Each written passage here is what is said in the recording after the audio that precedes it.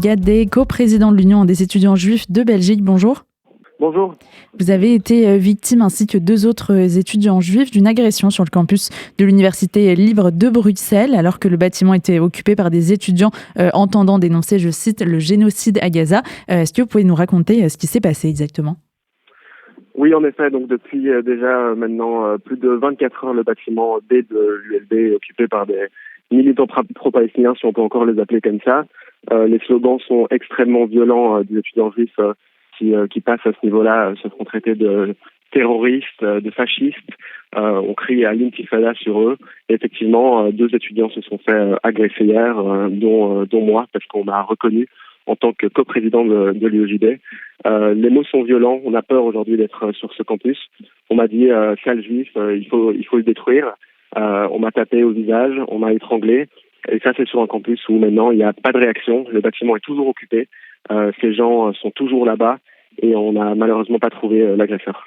Mais qui sont ces étudiants ? Est-ce qu'ils sont minoritaires ? Est-ce qu'il y a beaucoup d'étudiants là qui bloquent le campus encore actuellement ?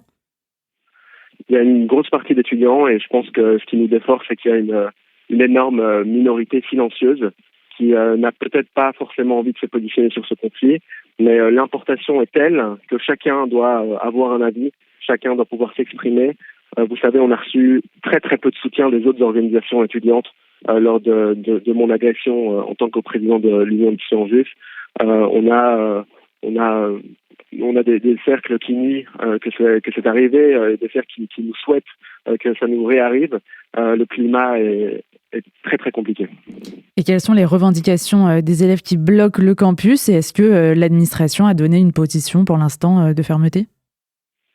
Les revendications sont de cesser les liens en fait avec les universités israéliennes. L'ULB a un Erasmus avec l'université avec l'université de Tel Aviv et un lien avec l'université de Jérusalem. Elle a déjà rompu son lien avec l'université de Tel Aviv car elle prétend qu'elle n'aurait pas répondu à la question de l'ULB qui demandait simplement si l'université de Tel Aviv avait des liens avec l'armée israélienne. Et plus généralement, ils veulent qu'il n'y ait plus aucune coopération académique entre l'université libre de Bruxelles et les universités israéliennes. Et l'administration, dans tout ça, qu'est-ce qu'elle dit ? Est-ce qu'il y a eu une réponse, un communiqué, quelque chose pour aussi permettre la cessation de ce blocus ? Ce qui est déjà bien, ce qu'on a déjà pu obtenir, c'est depuis la première fois, depuis le 7 octobre, on a nommé les choses. Donc la rectrice a parlé d'antisémitisme sur ce campus. C'était un peu trop tard parce que ça fait des mois qu'on alerte sur le risque de dérive. Ça fait des mois qu'on lui dit qu'on met des cibles sur ce campus. Ça fait des mois qu'on lui demande si on attend simplement qu'un étudiant se fasse frapper pour qu'il y ait des actes. Mais voilà, c'est arrivé. Un étudiant s'est fait frapper et maintenant on n'a pas d'autres réponses. On a un laisser-faire qui n'est pas possible. Hier sur le campus de l'ULB, les drapeaux israéliens étaient brûlés. Hier sur le campus de l'ULB, les étudiants ne peuvent plus se balader devant ce bâtiment. On leur crie retournez chez vous en Israël alors qu'ils sont la nationalité belge. C'est énormément d'ignorance, un laisser-faire effrayant de la part des autorités académiques. Vous le disiez, il y avait beaucoup de signes précurseurs de ce qui s'est passé cette semaine. Quelle est l'ambiance générale pour tous les étudiants juifs de Belgique depuis le 7 octobre ? Est-ce qu'il y avait déjà eu, je suppose, des propos antisémites déjà proférés sur les campus ? Les organisations étudiantes de l'ULB, depuis le 7 octobre, font énormément de posts Instagram, de stories, de communication avec des propos antisémites, des propos antisionistes et parfois ciblent même les étudiants juifs. Il y a eu, il y a quelques mois, un espèce de boycott envers l'UEJB, donc l'Union des étudiants juifs de Belgique. C'est super effrayant. On avait averti vraiment Anne Michos, la rectrice de l'ULB, à ce sujet-là. On avait montré qu'ils supportaient les mouvements étudiants à Columbia et à Sciences Po, parce que c'est de là où ça a commencé, c'est que les mouvements sont soutenus, tous ces cercles-là repostaient constamment ce qui se passait à Sciences Po et dans d'autres universités américaines. Et puis maintenant, ça s'est développé chez nous. Vous savez, c'est super effrayant de voir quelle tournure prend ce mouvement. On attend vraiment, on ne sait pas à ce qu'on s'attend, mais en tout cas, c'est pas bon. Les associations, elles demandent aussi, ces associations pro-palestiniennes, entre guillemets, qui demandent l'annulation de l'avenue d'Eli Barnavi, alors que, il me semble que Salah Hamouri avait été reçu il y a peu. Est-ce qu'il y a aussi tout ce rejet du discours de paix? Eli Barnavi qui réagissait là, dernièrement dans les médias et qui disait, je cite, vous êtes israélien, vous êtes juif, donc vous êtes interdit de parole. Est-ce que ça fait écho aussi avec ce que vous entendez et subissez? Oui, ces gens-là ne sont pas des militants pour la paix.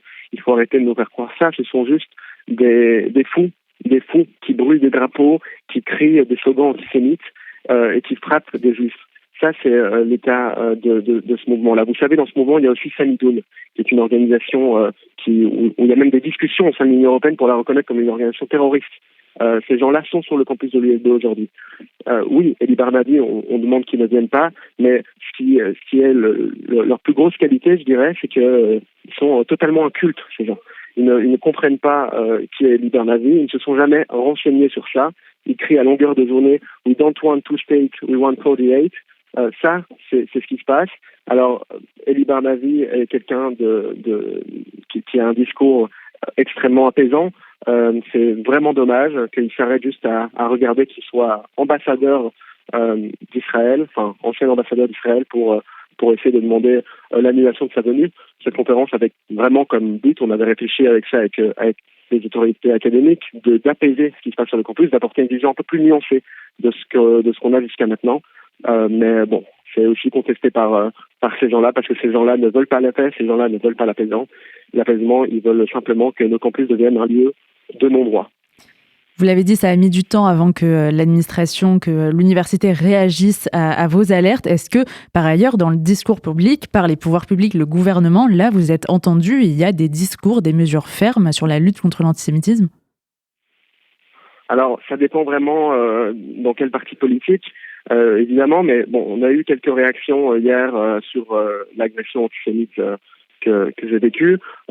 C'est déjà quelque chose qu'on trouve qui est bien, mais qui est totalement normal, pour être très honnête. Enfin, en tout cas, ça c'est mon avis personnel.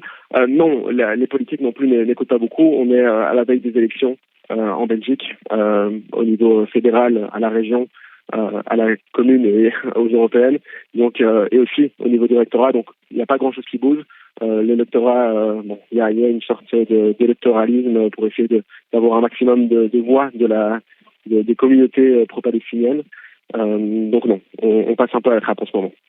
Dans quel état ils sont les étudiants juifs là sur les campus en Belgique? Est-ce qu'il y en a qui ont arrêté d'aller en cours? Est-ce qu'il y en a qui ont peur? Est-ce qu'il y a vraiment tout ce climat là qui s'est beaucoup instauré?